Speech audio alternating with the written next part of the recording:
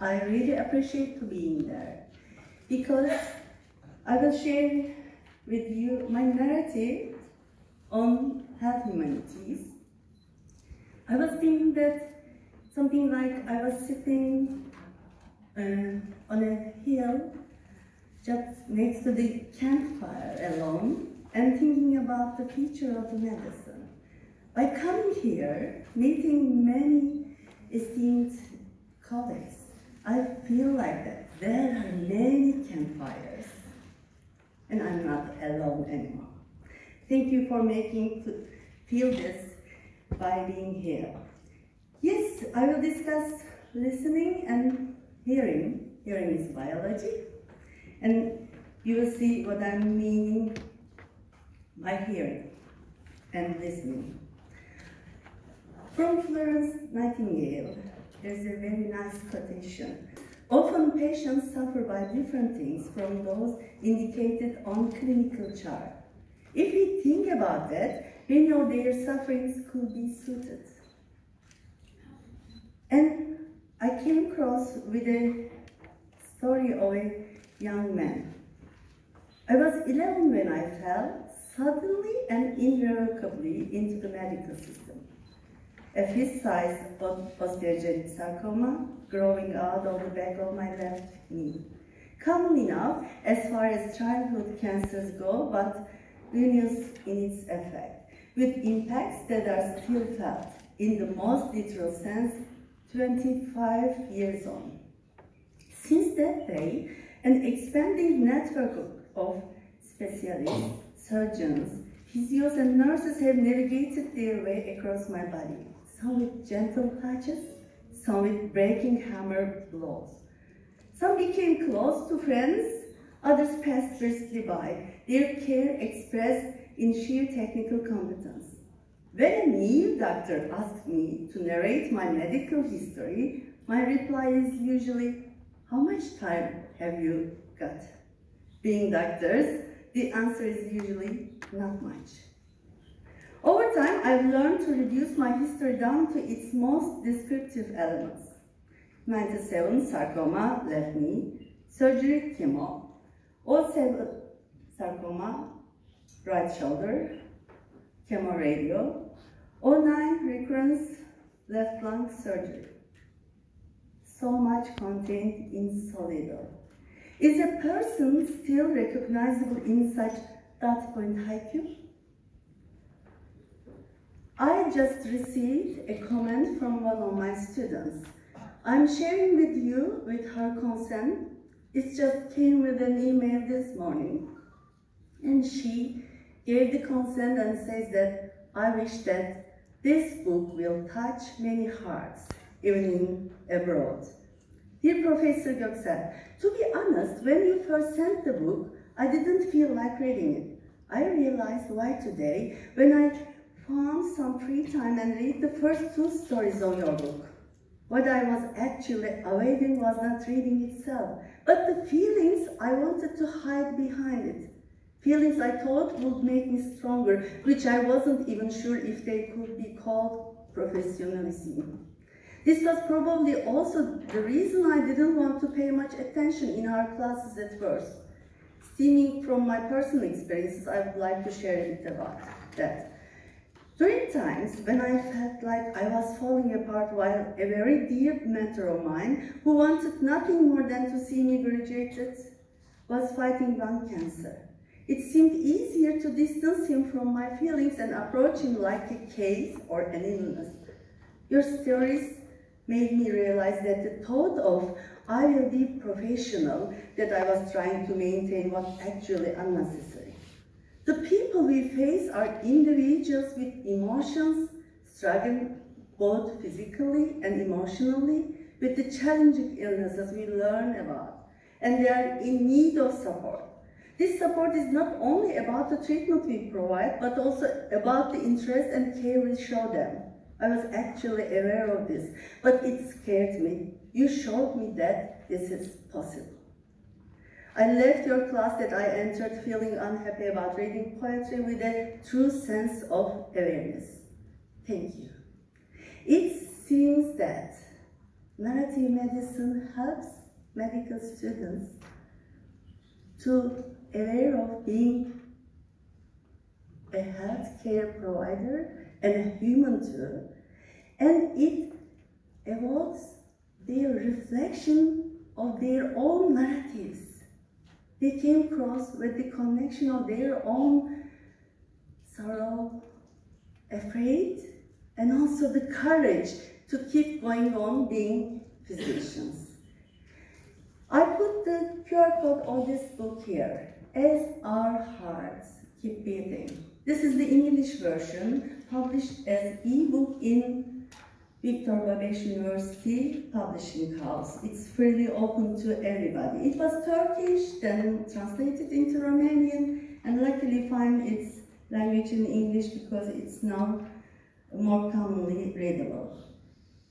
Many of the medical professionals will know that Calgary Cambridge Guide to the Medical Interview. It's very old and still used by the future-to-be doctors to learn the systematic way to take a medical history.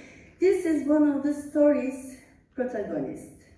A young lady diagnosed with diffuse metastasis and without an origin for the cancer.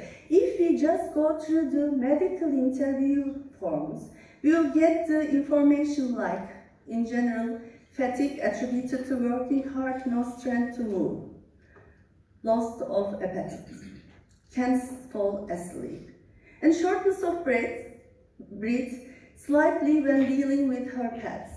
That's all.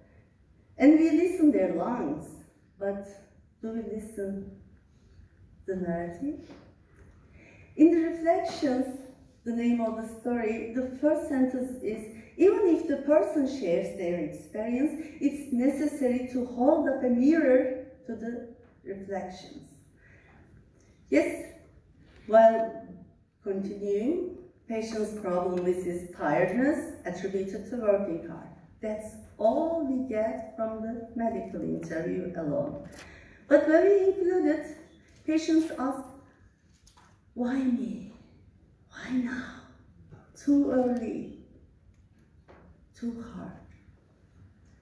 To be afraid of falling asleep is a perspective of patient, and we learn about this fear. It was about a year ago. I hospitalized in this ward. Maybe a few rooms away. I was bewildered. I was filled with fear. Various possibilities were running through my mind. I had forgotten about sleep. I didn't want to close my eyes. The doctors had already talked to my husband and my daughter before informing me of the cancer diagnosis. They discussed whether to tell me about it with my family, since they thought that my family knew me well and they could anticipate my reaction to such news. Who could?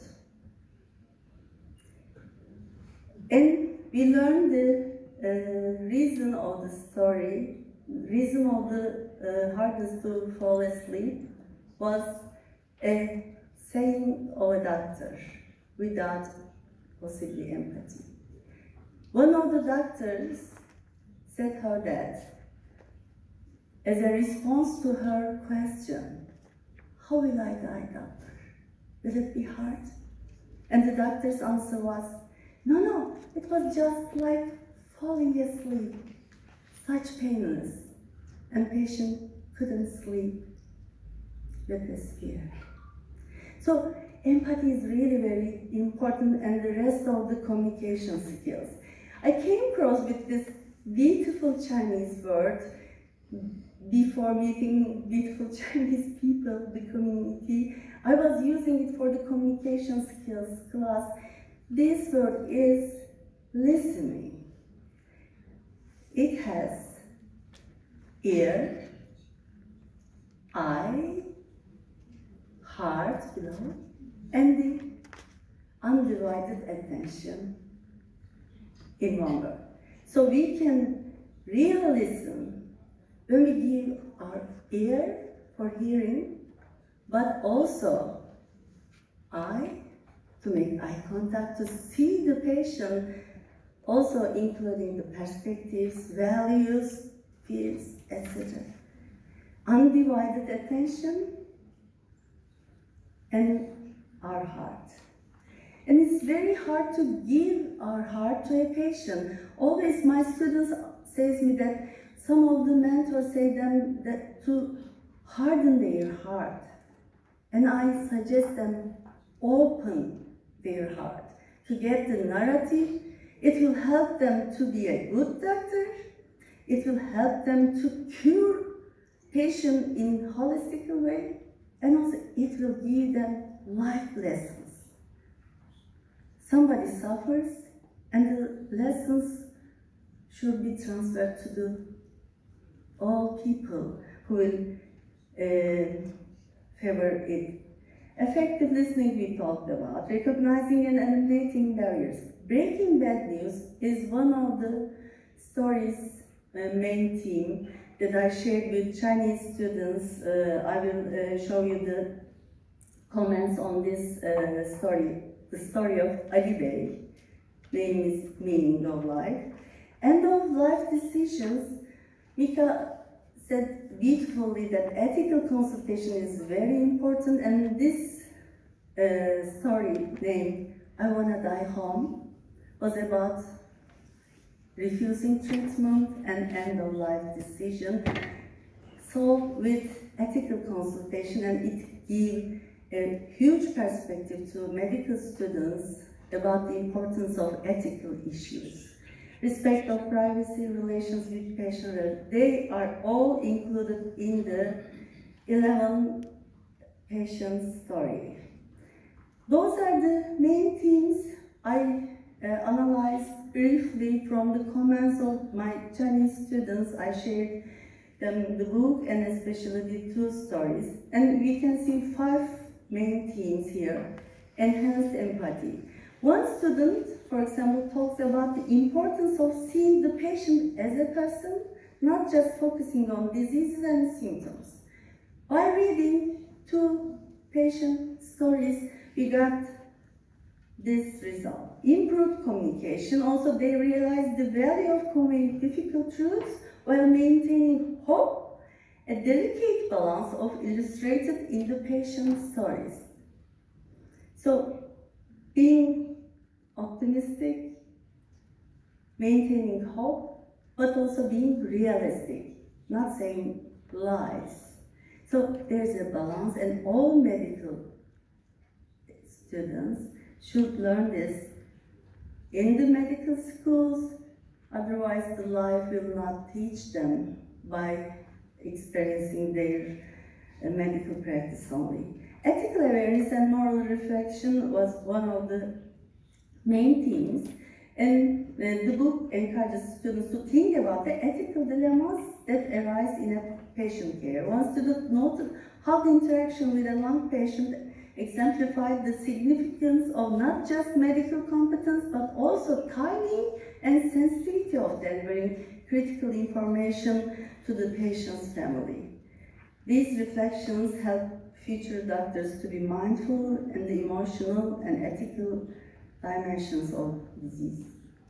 Emotional connection, this is what all the students are afraid of, and humanity in medicine, also one of the themes raised by the students. Many students mention how the stories impacted them emotionally, making them cry and feel deeply connected to the patient's experiences. This emotional engagement is crucial as it brings a human element into their learning, preparing them for the emotional realities of practicing medicine. One comment reflects on how important it is to be more than just a doctor. They must be emotionally present for their patients. And the last theme, understanding the doctor's role beyond medical treatment. The stories help students realize that a doctor's job goes beyond diagnosis and treatment. One student said that, I realized that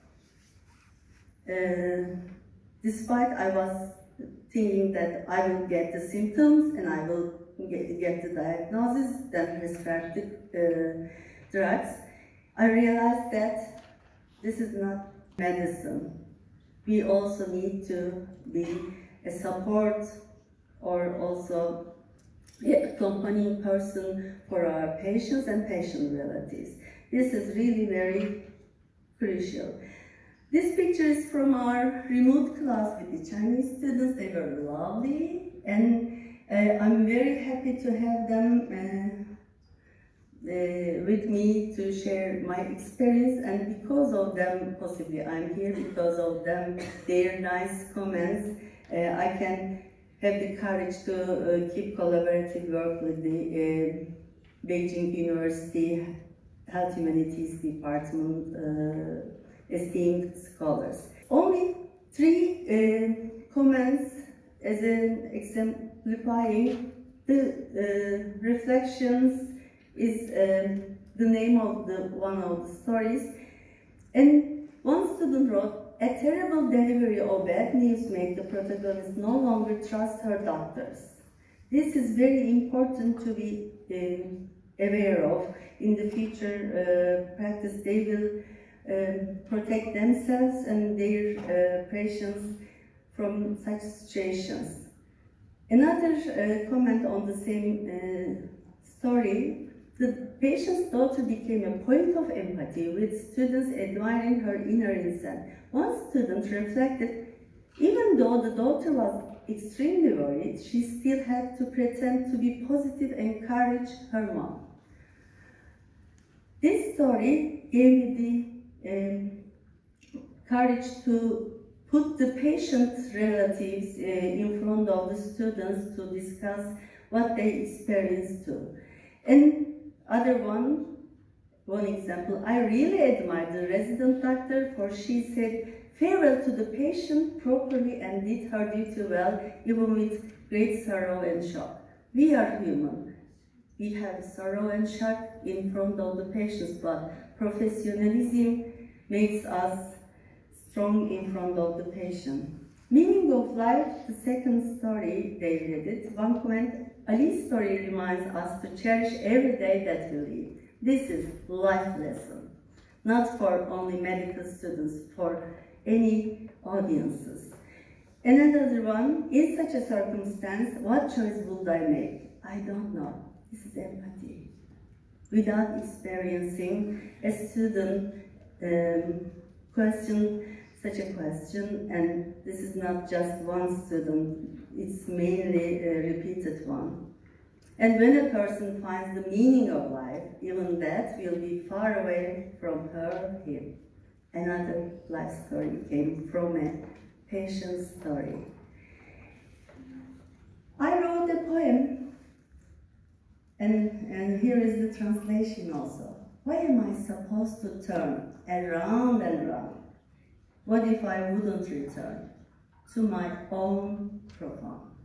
We all look for ourselves to return back to own profound, and we have accompaniers, patients and patient relatives, to keep us on this way, on this journey, which make beautiful with them. And Slobodan Dankic guided me to narrative medicine. Even I was making practically narrative medicine, I didn't name it before him. While reading my stories, he said that this is narrative medicine, and I jumped to the field and met with you. And by having an English of my patient stories book, I had the courage to publish a book, not patients, but also in the same way the realistic stories, combining with the real life stories and the wisdom. This is about to release in Amazon 28th of November, very soon. This is a storybook, and also Victor Babeş Publishing House accepted this book. This is my sociology thesis. I studied COVID patients according to their social impacts. 51 COVID patients all around Turkey. I reached them according to my colleagues. Being physician helped me to reach the field. And I taught them online, sometimes translated by the daughter in the very east part of the Turkey. And I was one of the doctors who put them in the isolation room. And I recognized what they experienced there. And afterwards, in the quarantine process, and the stigmatization, exclusion, many things. And I decided to cry out these experiences. Yes, one of my patients in the intensive care unit reading a book while intubated. What do you hear here by listening? There is a story behind, and I put my lesson like this quotation, and I express it in front of my students, letting them to create their own stories. It doesn't matter where you are. It matters what you do there. So I'm trying to do my best here. Genzinliğinde Koncu.